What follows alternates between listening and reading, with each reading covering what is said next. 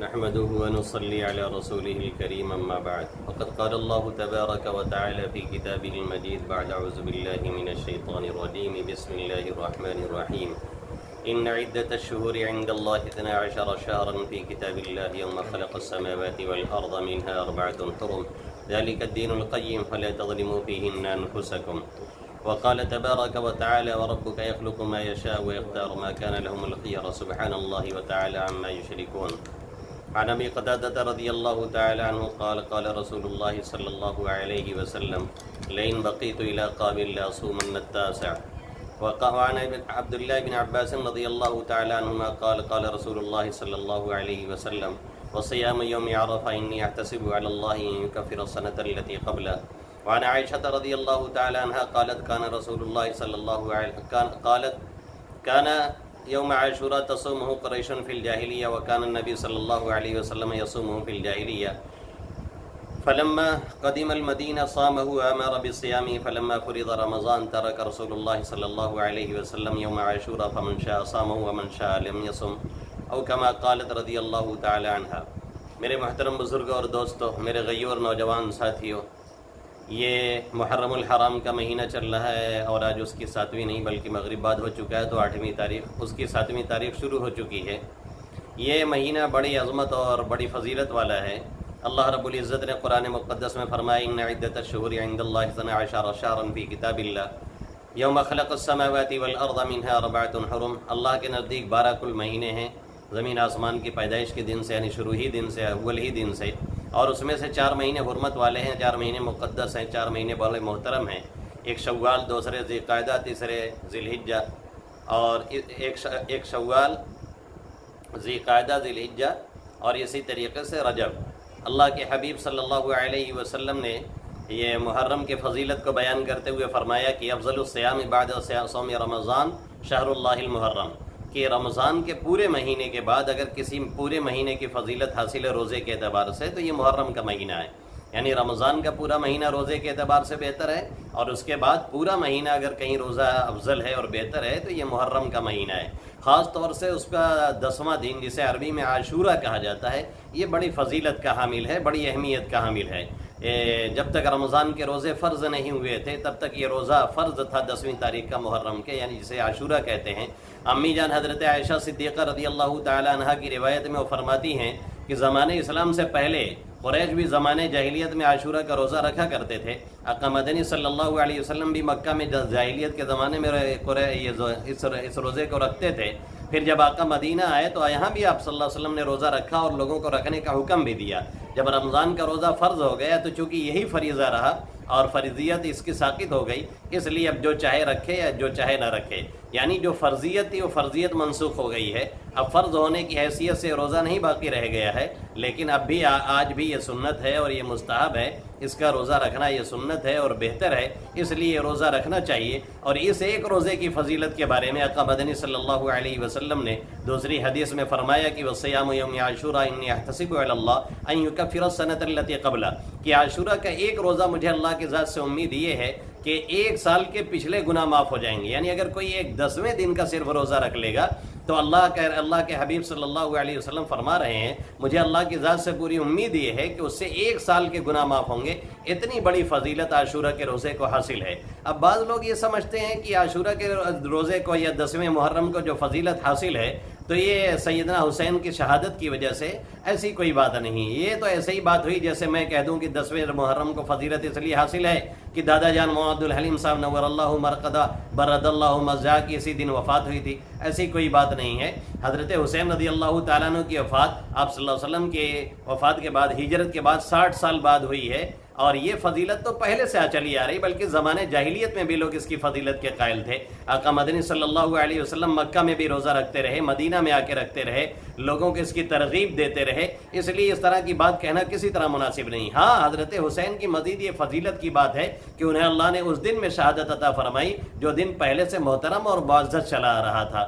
بہرحال بعض لوگ اس کی فضیلت کے تلاش کرنے کے چکر میں رہتے ہیں اور بڑے عجیب عجیب واقعات اس میں بیان کرتے ہیں کہ حضرت نوح کی کشتی جودی پہاڑ پر ٹھہری تو یہی دن تھا، حضرت موسیٰ کو دریا سے فرعونیوں سے نجات ملی تو یہی دن تھا اور یہ دن تھا وہ دن تھا. ایسے ایسے واقعات بیان کیے جاتے ہیں جو عام طور پہ تاریخی اعتبار سے یا سندی اعتبار سے درست نہیں ہے. ایک روایت ہے جو مسلم شریف وغیرہ میں بہت مضبوط ہے حضرت عبداللہ ابن عباس رضی اللہ تعالیٰ عنہما سے کہ آقا مدنی صلی اللہ علیہ وسلم جب مدینہ آئے، قدیم النبی صلی اللہ علیہ وسلم المدینہ تھا، جب آقا مدینہ تشریف لائے تو آپ نے دیکھا کہ یہود بھی روزہ رکھتے ہیں. آپ نے پوچھا یہ کیسا روزہ تم لوگ رکھ رہے ہو؟ انہوں نے فرمایا ھذا یوم صالح، یہ ایک اچھا دن ہے. ھذا یوم نجى اللہ بنی اسرائیل من عدوہم، یہی دن ہے جس میں اللہ نے بنی اسرائیل کو ان کے دشمنوں سے نجات عطا فرمائی، یعنی فرعونیوں سے نجات عطا فرمائی. اسرائیلیوں کو حضرت موسیٰ کی قوم کا جس کا مشہور واقعہ ہے، اور فرعون جس تکبر اور جس تمتراک اور جس روب داب سے رہتا تھا اور اپنے کو خدا کہتا تھا، رب بڑکا رب کہتا تھا، ربکم الاعلی،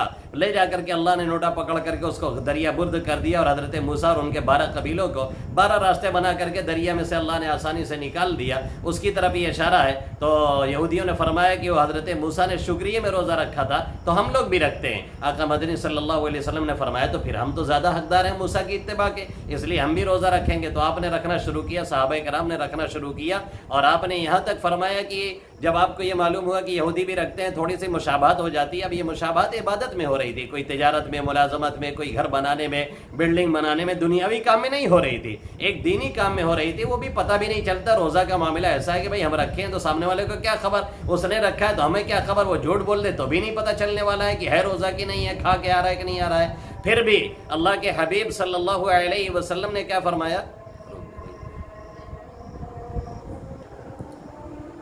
اور مشابہت ایک عبادت میں ہو رہی تھی. پھر بھی آقا مدنی صلی اللہ علیہ وسلم نے اس کو گوارا نہیں کیا کہ یہ مشابہت برقرار رہے. اور آپ صلی اللہ علیہ وسلم نے فرمایا کہ لئن بقیت الی قابل صمنا اليوم التاسع، کہ اگر آئندہ سال ہماری زندگی رہی تو ہم 9 محرم کا بھی ایک روزہ رکھیں گے، یعنی ایک روزہ اور ملا لیں گے، 9-10 رکھیں گے، ان کی مشابہت ختم ہو جائے. فلم یاتی العام المقبل حتی توفی النبی صلی اللہ علیہ وسلم، آئندہ سال آیا نہیں، آقا مدنی صلی اللہ علیہ وسلم کی اس سے پہلے وفات ہو گئی. لیکن چونکہ آپ نے ارادہ فرمایا تھا، جس کو فقہائے کرام سنت ارادی کہتے ہیں، اس لیے بعض کے بعد کے صحابہ کرام، تابعین، تبع تابعین، علماء کرام ہمیشہ ایک روزہ ملاتے رہے. اور دوسری ایک قولی حدیث میں بھی آپ صلی اللہ علیہ وسلم کی ہے جس میں آپ نے فرمایا کہ سومو یوم عاشوراء، عاشوراء کا روزہ رکھو، سومو یومن قبلہ او بعد او یومن بعدہ، کہ عاشوراء کا روزہ رکھو اور اس سے پہلے ایک دن رکھو اور ایک دن بعد میں رکھو، یعنی ایک روزہ اور ملا لو تاکہ ان سے بچ جائے معاملہ اور ان سے مشابہت نہ ہونے پائے. افسوس اس بات کا ہے کہ آقا مدنی صلی اللہ علیہ وسلم نے مشابہت عبادت میں بھی گوارا نہیں فرمائی. اور آج ہمارے نوجوانوں کا، ہمارے بوڑھوں کا، ہمارے بڑوں کا اور ہمارے مسلمانوں کا حال یہ ہے کہ امریکہ اور یورپ جو ان کو جائز حقوق نہیں دیتے، انسانوں کے سب میں ان کو نہیں رکھتے، ہر جگہ ہمارے مسلم ممالک پہ حملہ کرتے ہیں، ہماری ہیومینٹی کو نقصان پہنچاتے ہیں اور ہر طرح سے ہمیں کھانے کے چکر میں رہتے ہیں. ہم ان کے پیچھے دن رات پر دوڑتے ہیں اور انہی کے ہیئر اسٹائل اختیار کرتے ہیں، انہی کا طرز اختیار کرتے ہیں، انہی کا طور اختیار کرتے ہیں، انہی کے وضع قطع اختیار کرتے ہیں، لباس اور پوشاک ویسے ہی اختیار کرتے ہیں اور اسی جیسا بننا چاہتے ہیں. اللہ کے حبیب صلی اللہ علیہ وسلم نے فرمایا من تشبہ بقوم فہو منہم، جو کسی قوم کی مشابہت اختیار کرتا ہے اس کا شمار اسی میں سے ہوتا ہے، یعنی کل قیامت میں انہی لوگوں کے ساتھ اس کا حشر ہوگا. اللہ ہم سب کی حفاظت فرمائے. بہت ہی غلط ڈگر پہ ہمارا نوجوان جا رہا ہے.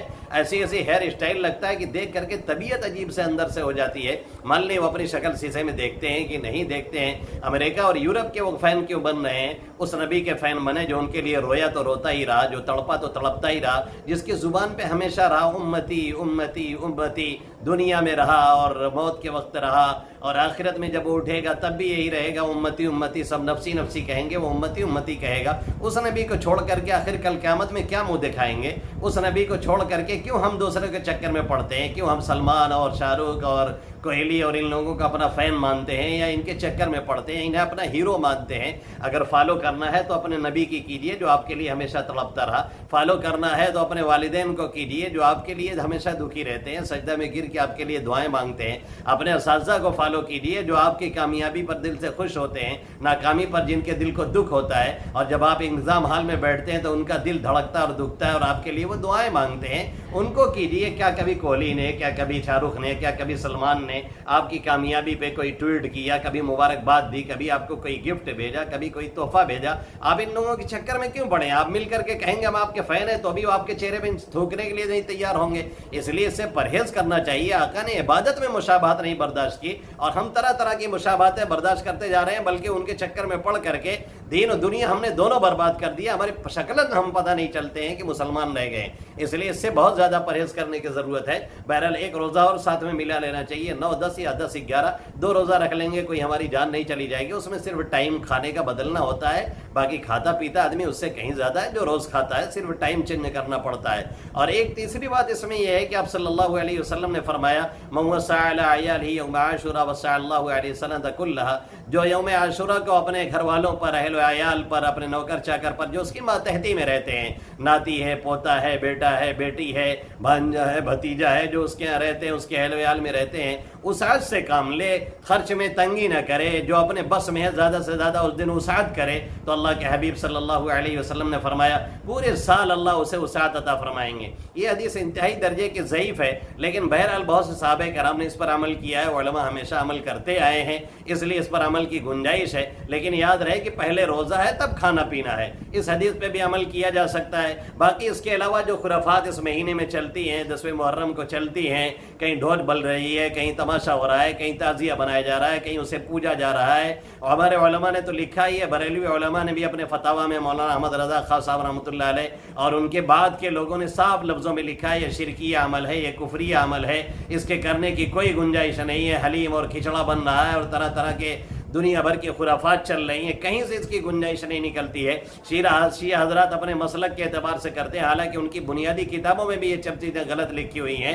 ہمارے لوگ بھی اس میں شامل ہو جاتے ہیں اور گناہوں میں برابر کے شریک ہوتے ہیں. اگر شامل نہ ہو ٹھیک سے اور جا کر کے صرف بھیڑ بڑھائیں تو بھی اللہ کے حبیب صلی اللہ علیہ وسلم نے فرمایا من کسر سواد قوم فهو منهم، جو کسی قوم کے بھیڑ کو بڑھاتا ہے اس کا شمار اسی میں سے ہوتا ہے. اس لیے اس میں شرکت کرنے سے، ان کی مجالس میں جانے سے پرہیز کرنا چاہیے، اور سنت کے جو اعمال ہیں اسی کو کرنا چاہیے. اور سنت سے جو عمل ثابت ہے وہ پورے مہینے میں کبھی بھی آپ روزہ رکھ سکتے ہیں. خاص طور سے 10ویں محرم کا روزہ اگر آپ ایک روزہ بھی رکھیں گے تو بھی آپ کے سال بھر کے گناہ معاف ہو جائیں گے. اور اگر ایک روزہ آپ ملا لیں تو بہتر ہے، اور نہیں ملا پائے کسی وجہ سے یا طبیعت نہیں کہہ رہی ہے تو بھی کوئی گناہ نہیں ملے گا. نہ ملانے کی وجہ سے خلاف اولا ہوگا، ایک بہتر کام نہیں ہوگا، لیکن صرف ایک روزہ کا ثواب آپ کو ملے گا. اور دوسرے جو گناہ اس سے پرہیز کریں تو انشاءاللہ اس مہینے کی فضیلت ہمیں اور آپ کو بھی حاصل ہو جائے گی. ان چند باتوں پہ اللہ ہمیں بھی عمل کی توفیق نصیب فرمائے اور آپ سبھی حضرات کو. آمین یا رب العالمین. وما علینا الا البلاغ المبین.